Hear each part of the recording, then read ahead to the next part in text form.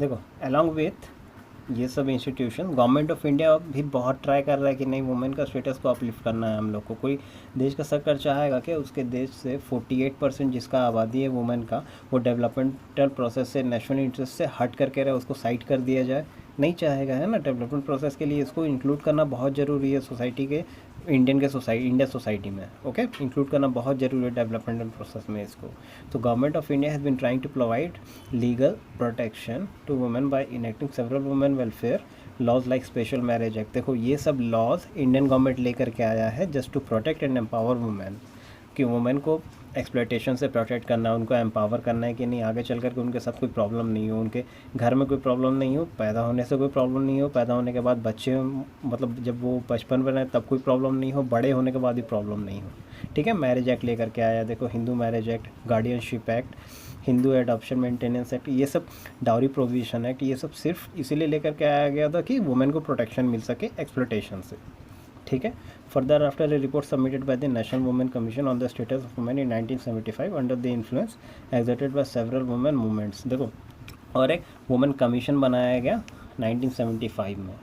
क्यों? क्योंकि जितने वुमेन मूवमेंट चल रहे थे ना, जितने वुमेन मूवमेंट चल रहे थे वो लोग प्रेशराइज़ किए गवर्नमेंट को कि नहीं यहाँ पे कमीशन बनाओ और उनके रिकमेंडेशन पे काम करो कि कैसे वुमेन के कंडीशन को और ज़्यादा अपलिफ्ट किया जा सकता है, क्या क्या प्रॉब्लम हो रहा है सोसाइटी में जेन्युइनली।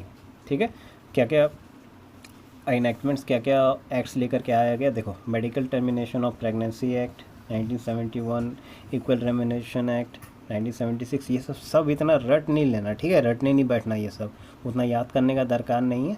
कुछ चाहिए 2-3 किसी मतलब एक पैराग्राफ से 2-3 करके याद करना, जो एग्जांपल देने में काम आए आप लोग को। एग्जाम में ये नहीं आएगा कि बताओ medical termination of pregnancy act क्या था, वैसा नहीं आएगा। बस एग्जांपल देने के लिए 2-3 कुछ याद कर लेना। ठीक है। देखो child marriage restraint amendment act, child marriage हम लोग पढ़े थे कि बैन कर दिया गया था। कौन बैन करवाया था? राजा राम मोहन रॉय, है ना। क्रिमिनल लॉ अमेंडमेंट एक्ट, ये सब एक्ट इसीलिए बनाया गया है। डाउरी प्रोहिबिशन एक्ट, ये सब एक्ट इसीलिए बनाया गया है क्योंकि वुमेन के अगेंस्ट जो डिस्क्रिमिनेशन हो रहा है, जो एक्सप्लॉयटेशन हो रहा है उनके साथ, उसको हटाया जा सके, वुमेन को प्रोटेक्शन मिल सके। ठीक है।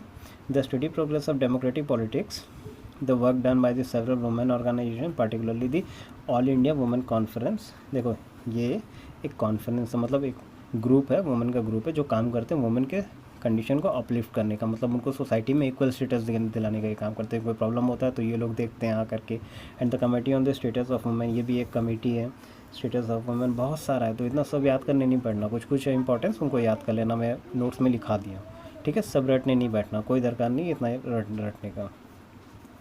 Women legislators, social worker, the key role played by the anti price campaigns, Chipko movement. Chipko movement पता है किसी को क्या था? अगर नहीं पता तो सुन लो। चिपको मूवमेंट था कि एक गांव था, वहाँ पे बहुत सारे पेड़ मतलब काटने का डिसीज़न आया था। गवर्नमेंट और वहाँ के प्राइवेट मतलब इंडस्ट्रियलिस्ट वगैरह अलाउ किए थे कि वहाँ पे पेड़ काट करके एरिया को साफ़ करके क्लियर करेंगे, आपको कुछ इंडस्ट्री वगैरह लगाना था। तो वहाँ के जो लोकल लोग थे ना, वो पेड़ में आकर के चपक जा रहे थे, मतलब चपक नहीं मतलब पकड़ ले रहे थे पेड़ को जा करके कि नहीं हम लोग काटने नहीं देंगे, हम लोग को यहाँ पे मतलब जो एनवायरनमेंट है उसको बर्बाद नहीं करने देंगे, हम लोग यहाँ के पेड़ वगैरह को काटने नहीं देंगे, ऑलरेडी आप लोग बहुत ज़्यादा बर्बाद कर चुके हो। उसी को चिपको मूवमेंट बोला जाता है। ठीक है।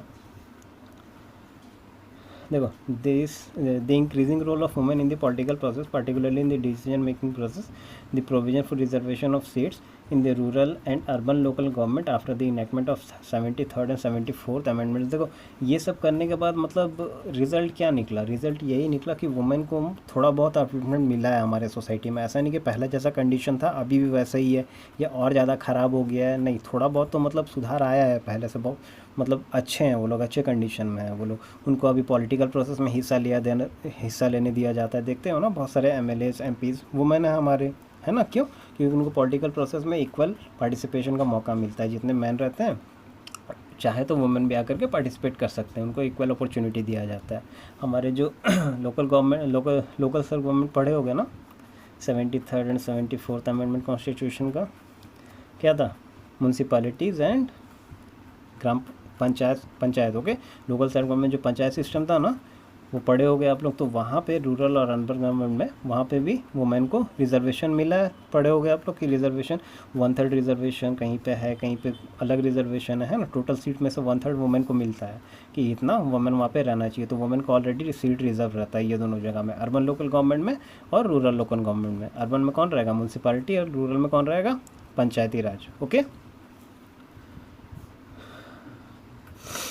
The reservation of seats for women in Panchayati Raj and urban municipal institution has been a right step in the direction of empowerment of women। ये सबसे ज़्यादा राइट डायरेक्शन क्यों बोला जाता है पता है?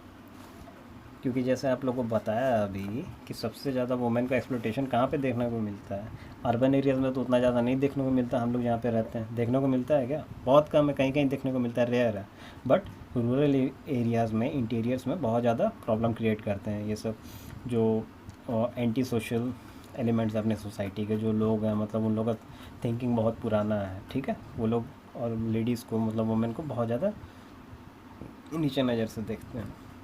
तो अगर वहाँ पे गवर्नमेंट बनाने का, वहाँ पे जो अपने गवर्नमेंट्स का सेटअप है उसमें अगर वुमेन को रिजर्वेशन दिया जा रहा है, वुमेन अगर वहाँ पे पार्टिसिपेट कर पाएगी, वुमेन ही अगर वहाँ पे गवर्नमेंट बनाएंगी तो उसका कंडीशन अपलिफ्ट होगा ना। इसीलिए पंचायती राज में अगर वुमेन का रिजर्वेशन दिया गया है 1/3, तो 1/3 वुमेन वहाँ पे रहेंगे तो उनका अपलिफ्टमेंट होना तो मतलब ज़्यादा पॉजिटिव वे में देख सकते हो ना, कि वहाँ पे उनका अच्छे से अपलिफ्टमेंट हो पाएगा, अच्छे से वुमेन का डेवलपमेंट हो पाएगा, उनका प्रोटेक्शन ज़्यादा अच्छे से मिल पाएगा, है ना। तो उनको ज़्यादा यहाँ पे मतलब बेनिफिट मिल रहा है पंचायती राज में और अर्बन म्यूनसिपल इंस्टीट्यूशंस में, क्योंकि वहाँ पे सीट उनको ऑलरेडी रिजर्व रखा गया है। क्यों?